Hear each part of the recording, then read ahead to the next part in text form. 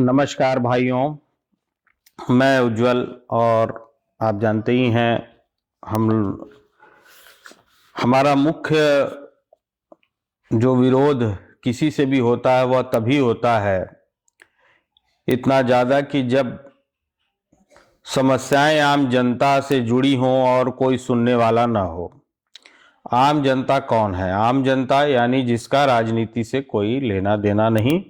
वह वोट डालती है अपनी सुविधाओं के लिए, अपने अधिकार का पालन करती है कि जैसे उसे सुविधाएं मिलेंगी, उसके हित में कार्य होंगे। मैंने कई बार कहा, फिर से कह रहा हूं कि ऊर्जा मंत्री का राजनीति से कोई लेना देना नहीं था। वह मेहसाना के बाद लगातार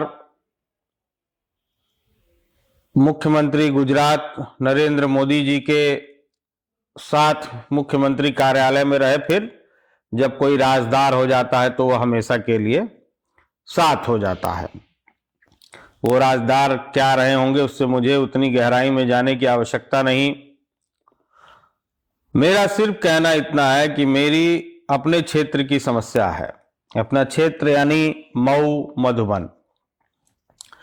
कई उनके ऐसे लोग हैं जो बातों को छुपाकर उनको बड़ा बनाने में लगे हुए हैं, ताकि चूंकि वह एक बार उपाध्यक्ष रह गए, डायरेक्ट आते ही उपाध्यक्ष हो गए।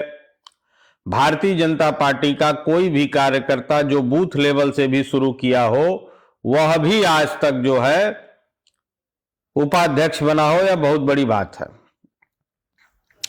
आते हैं, फिर वह एमएलसी बन गए, एमएलसी बन के ऊर्जा मंत्री बन गए। खैर, यह बड़े लोगों की कृपा थी, उन्होंने क्या किया मुझे उससे लेना देना नहीं है। Power purchase agreement for 40 megawatt wind power for supply to UPPCL discom of Uttar Pradesh, Adani green energy and private limited. 19 July 2017 1:18 पर यह एग्रीमेंट विंड पावर जो है वह पीसीआई यानी पावर कारपोरेशन ऑफ इंडिया ने कहा कि उत्तर प्रदेश खरीदेगा। उसके बाद पूर्वांचल विद्युत निगम लिमिटेड के 51% शेयर का प्राइवेटाइजेशन मतलब सेल होने के लिए तय हो गया। एक बात को जान लीजिए कि कोई भी कंपनी, पहले तो कंपनी क्या होती है? Company is artificial person which is created by law under a common seal. अर्थात कंपनी स्वयं में एक जीव है, यानी कोई भी कंपनी अगर है उसमें 100% शेयर होते हैं और उसका 51% अगर कोई खरीद लेता है तो वह उसका मालिक माना जाता है। 51% शेयर के लिए अदानी ग्रीन एनर्जी, अदानी और टाटा पावर, ग्रीन को, स्टरलाइन पावर, सेंटिका रिन्यूएबल, टोरेंट पावर, यह सारी बड़ी बड़ी कंपनियां आईं। अदानी पावर को, जहां तक मेरे को नॉलेज है, अदानी पावर को पीयूबीएनएल के 51% शेयर बेच दिए गए। मतलब ये मेरा रिसर्च है, गलत सही आप भी पता लगा सकते हैं। 51% शेयर अगर अदानी पावर ले लेता, उसका विरोध भी हो रहा है, तो जो हमारे किसान हैं, जो हमारे गरीब मजदूर हैं, जिन्हें 400 रुपया रोजी प्राप्त होती है, क्या वह बिजली का बिल पे कर पाएंगे? क्या बिजली विभाग जो है वह बिजली का बिल पे करने के लिए उन्हें सब्सिडी देगा? यह सब मुख्य बिंदु हैं जिस पर मैं जनता जनार्दन का ध्यान केंद्रित करना चाहता हूं। मुझे अब्द शब्द कहा जाता है, मां बहनों को गाली दे दिया जाता है, मंत्री जी हंसते हैं, दांत निपोर के सोचते हैं कि हम बहुत बड़े राजा हैं। कोई नहीं है। आपके साथ जुड़े हुए लोग भी कुछ नहीं है। जनता सर्वोपरि है जनता, आइए आप मैदान में, आपको पता चलेगा कि आप कितने बड़े राजा हैं। चंद लोगों को इन्होंने अपने आसपास इसलिए रखा है ताकि वह, ये मेरा अपना अनुभव और मैं अपना आकलन बता रहा हूं, ताकि वह इनके लिए एक माहौल बना सकें। जब ये आए तो 100-200 की भीड़ जुटाकर किसी भी तरीके से, कोई धरती पर इनका बेस नहीं है। आज पंचायती चुनाव लड़ जाए तो हार जाएंगे ये। हमारे क्षेत्र का ही नहीं, बाकी कार्यकर्ता क्या झाड़ू मारने के लिए सिर्फ है? और तुम लोग अरबों की संपत्ति इकट्ठा करके आओगे गुजरात और दिल्ली से और हमारे प्रदेश का राजा बनकर और जनता के को बेचने का कार्य करोगे और हमको गाली दोगे? इतनी हिम्मत है? मैं आपको इनके पूरे प्रॉपर्टी के बारे में भी बताता हूं। प्लाट नंबर 200 सोना आर्कोटिका, Dantali village, taluka Katol, Gandhinagar. Commercial unit number B123 Shivalik business centre है अहमदाबाद में। प्लाट 238 बोधादेव 975 स्क्वायर फीट 17/5/2010 को खरीदा गया। Rajpath Shivalik builder, NRI city Noida में, शिवालिक बंगलो 61 विजयपुर अहमदाबाद में। ऐसे गुजरात और नोएडा में करोड़ों की संपत्तियां हैं। अगर एक 3 लाख, 2.5 लाख, 3 लाख भी तनख्वाह मान ली जाए तो पिछले 7, 8, 10 वर्ष रही होगी। बच्चों को पढ़ाए लिखाए खर्चा किए तो पैसा आया कहां से? मतलब इतनी करोड़ों की संपत्ति का पैसा कहां से आया? हो सकता है भाई आपने खेत बेचा हो तो पता नहीं। अब आप ये कह देंगे कि लोन लिया, भैया 60 लाख रुपया लोन लिया, वो भी खत्म है। 60 लाख रुपया सेंट्रल बैंक से लोन दिया था। ये मैं नहीं कह रहा हूं, इनका हलफनामा पढ़ लीजिए, आपको समझ में आएगा। और रिसर्च करने का आप जनता जनार्दन भी रिसर्च करना सीखिए।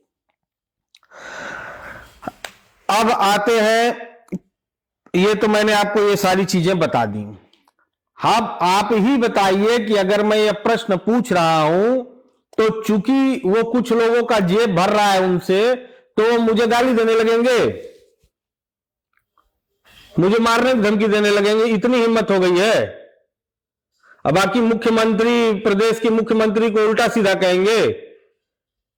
आप ही जिसको 24 घंटा लेकर घूम रहे हैं उसका स्क्रीनशॉट है, गंजेड़ी भंगेड़ी बना रहा था मुख्यमंत्री को। इनकी इतनी हिम्मत है कि नकली आईडी बनाते हैं। तुरंत मैसेंजर पे जाइए, आपको तुरंत समझ में आ जाएगा कि कौन न्यू अकाउंट है। ब्लॉक रहेगा, एक भी पोस्ट नहीं रहेगी, आकर लगेंगे उल्टा सीधा। भाई तुम्हारी हिम्मत है तो सामने से लिखो ना, बताओ जनता को कि मैं गलत कह रहा हूं। बोलो भाई। आप ये समझ लीजिए कि ये आदमी सिर्फ और सिर्फ अपनी बेनिफिट और अदानी गुजरात लॉबी को बेनिफिट पहुंचाने आए हैं। बहुत अच्छे हैं, बहुत अच्छे हैं, बहुत अच्छे। क्या किए हैं बताइए? अरे भाई, तुम्हारा गला काटने से पहले तुम्हारा पूजन तो होगा ही, वही कर रहे हैं। इतनी सी बात आपको समझ में नहीं आती। लाइट बनवा दिए, घाट बनवा दिए। घाट पे जाके लड़का मर गया, उसको तो देखने नहीं गए। दोहरी घाट में घाट बन रहा था तो लाइट लगवा दिए, लाइट लगवा दिया। अरे लाइट लगवाने उनका काम है, केबलिंग नहीं होगी। कोई प्राइवेट कंपनी भी आपके जर्जर हालत में आपको नहीं खरीदेगी, उसको पूरा बनवा के देना होगा। केबलिंग इसलिए कराई गई क्योंकि चोरी ना हो।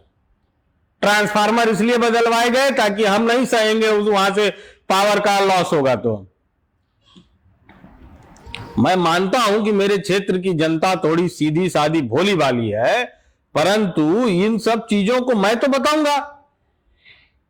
आपने बहुत बार कोशिश की है, आप कोशिश कर भी रहे हैं कि इसके ऊपर FIR लिखवा दो, इसको उल्टा सीधा से फंसा दो, ये कर दो, लेकिन उससे आप कुछ बना बिगाड़ नहीं पाएंगे ना।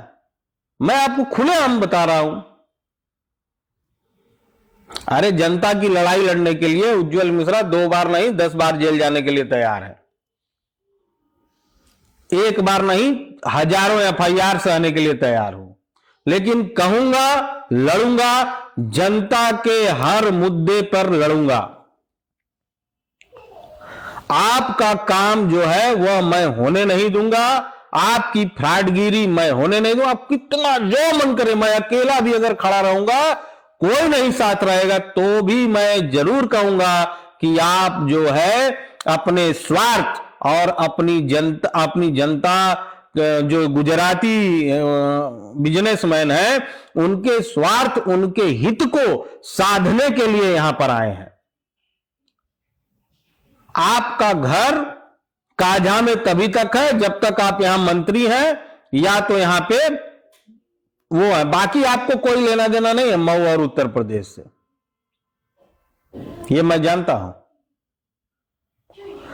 आप सभी भाइयों, जो भी यह देख रहा हो, एक एक व्यक्ति तक आप इस चीज को पहुंचाइए।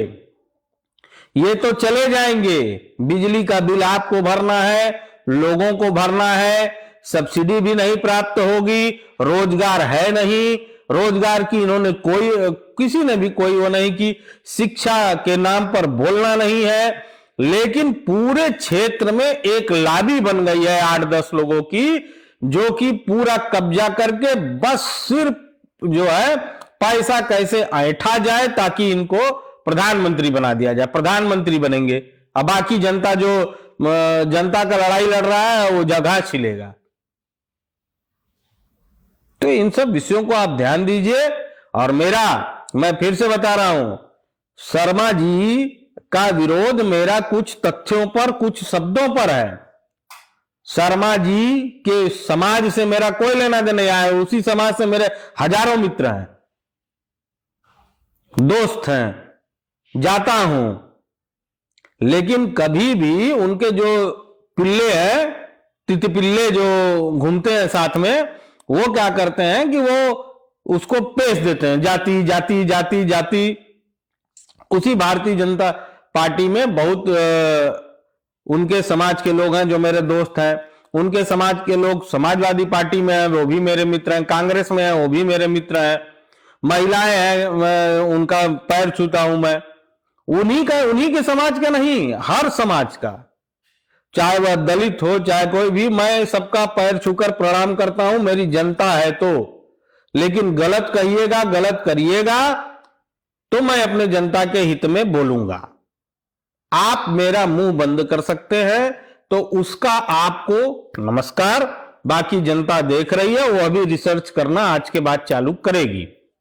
कितने बड़े आप तुर्रम खां हैं, आप अकेले, मैं बार बार इसलिए कह रहा हूं क्योंकि यह अकेला व्यक्ति जो है 2027 में पूरी सरकार को इसी मुद्दे पर ले डूबेगा। और यह बात अगर आप लोगों के समझ में नहीं आ रही है तो आपको मेरा प्रणाम है, पैसा कमाने में लगे रहिए। नमस्कार।